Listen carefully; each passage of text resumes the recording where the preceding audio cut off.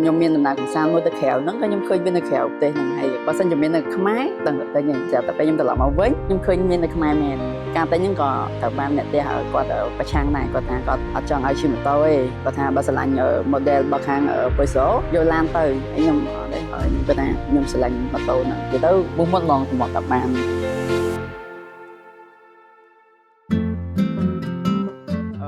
ខ្ញុំឈ្មោះរស្មីខ្ញុំធ្វើការងារនៅក្រសួងសាធារណការនិងជូនទីលំនៅរបស់ខ្ញុំនៅភ្នំពេញខ្ញុំប្រើប្រាស់ប្រភេទម៉ូតូ Poiso Django Cafe Racer ខ្ញុំប្រើប្រាស់បានរយៈពេល7 ខែតាមពិត brand Poiso នេះខ្ញុំស្គាល់យូរហើយតែថាក៏មានជាលក្ខណៈឪពុកម្ដាយគាត់ជា member ទិញរថយន្តនេះតែបើសិនជាម៉ូតូវិញតាមរយៈ page របស់ខាង Poiso ផងហើយមួយទៀតខ្ញុំឃើញគេដាក់តាំងពីព្រោះនៅ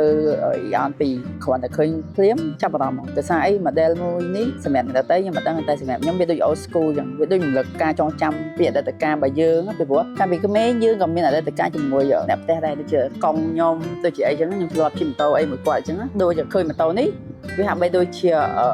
នឹកឃើញធ្វើល្អពីក្មេងច្រើនខ្ញុំមានដំណើរកម្សាន្តមួយទៅក្រៅហ្នឹងក៏ខ្ញុំឃើញមាននៅក្រៅប្រទេសហ្នឹងហើយបើសិនជាមាននៅខ្មែរដឹងតែពេញចាប់តែពេលខ្ញុំត្រឡប់មកវិញខ្ញុំឃើញមាននៅខ្មែរមែនការតែហ្នឹងក៏ត្រូវបានអ្នកផ្ទះគាត់ប្រឆាំងដែរគាត់ថាគាត់អត់ចង់ឲ្យជិះម៉ូតូទេគាត់ថាបើស្រឡាញ់ model របស់ខាង Poiso យកឡានទៅហើយខ្ញុំអត់ទេ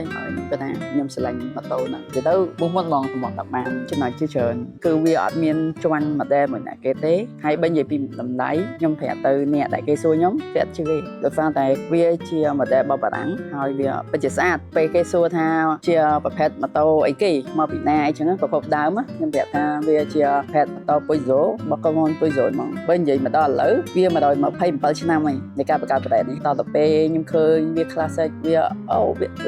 វាចាប់អារម្មណ៍ទាំងតម្លៃវាអត់គួរថា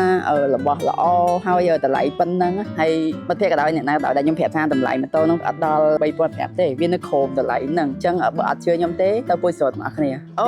បាច់ចាំទៅធ្វើការទៅមួយអេសម្រាប់ខ្ញុំជិះឈប់ stop មានលពូមួយនោះគាត់ជិះឡានហើយគាត់ចុចកញ្ចក់ឡានគាត់សួរខ្ញុំថាចេះអូនម៉ូតូហ្នឹង model អីគេណាម៉ូតូហ្នឹងបោះខាងក្រុមហ៊ុន Poiso ហើយគាត់ក៏លាន់មកថាបារាំងខ្ញុំថាបាទលពូគេមានលក់ដែរមិនមែននៅស្រុកខ្មែរ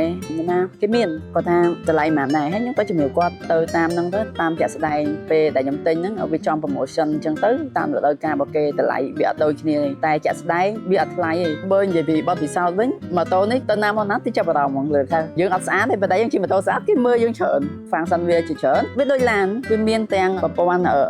ABS ភ្លើងសំផ្លូវប្រព័ន្ធ fire ជាច្រើនហើយมันបាច់ចាំបើកកែបម៉ូតូចាក់សាំងទេវានៅខាងមុខស្រាប់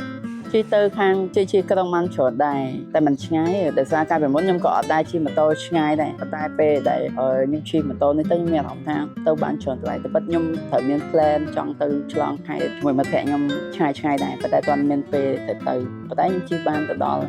ឆ្ងាយដង្កោខ្ញុំស្រឡាញ់កតុយខាងក្រោយដែលមានលេខ88ហ្នឹងគេថាហេតុអីក៏88តែបើអត្ថន័យនៅ88វាដូចជាលេខអាណន់ណាវាថានិរន្តរ៍រហូតមកទៅសម្រាប់ម៉ូតូនេះទៀតបើសិនជាអ្នកណាដែលចូលចិត្ត adventure លក្ខណៈបែបជិះម៉ូតូគឺ best មែនទែនកម្លាំងរបស់វាគឺ150ហើយល្បឿននៃការប្រើប្រាស់គឺអត់ចាញ់នឹងម៉ូតូធំទេគឺនឹងល្អហើយការធ្វើដំណើរដោយបាននិយាយពីនេះចឹងកែបវាមាន2ជម្រើសទី1កែប1និងកែប2តែបើយើងជិះម្នាក់ឯងទេយើងដាក់កែប1ទៅវា classic បើយើងជិះមានដៃគូយើងថែមកែបវាក្រោយវាអាចថែមអញ្ចឹងហើយតម្លៃវិញគឺល្អខ្ញុំហ៊ាននិយាយថាល្អពីព្រោះបើខ្ញុំទិញហើយគឺវាល្អតាក់ទង TE អស់នេះខាងក្រុមហ៊ុនគឺ best មែនទេឲ្យតែយើងថាចង់ទៅពិនិត្យម៉ាស៊ីនទៅមួយអីយើងណាត់ម៉ោងគេទៅគឺធ្វើឲ្យយើងហើយអត់អស់លុយសម្រាប់ការ maintenance អីហើយសម្រាប់ខ្ញុំដូចជាអត់មានអី maintenance អីច្រើនទេព្រោះវាអត់មានខូចអីផងព្រោះតែต้องមួយប្រគងបន្លាស់ខ្ញុំអត់បារម្ភទេដោយសារតែ Poiso ឈរជើងយូរនៅកម្ពុជាយើងឥឡូវមានម៉ូតូទៀតខ្ញុំគិតថាគ្រឿងបន្លាស់មិនពិបាកអីនឹងម៉ូតូទេបើពិបាកមកគឺយើងពិបាកទៅរកទីផ្សារនៅខាងក្រៅកន្លែងគេលក់គ្រឿងបន្លាស់តែបើគ្រឿងអត់ពិបាកមកគឺមកក្រុមហ៊ុនគឺមានជាធម្មតាក្រុមហ៊ុនដូចឪពុកម្ដាយចឹងកាលណាដែលយើងទិញម៉ូតូពីកន្លែងគេពេលដែលយើងមានបញ្ហាយើងទៅក្រុមហ៊ុននឹងដោះស្រាយយើងល្អប៉ុន្តែក៏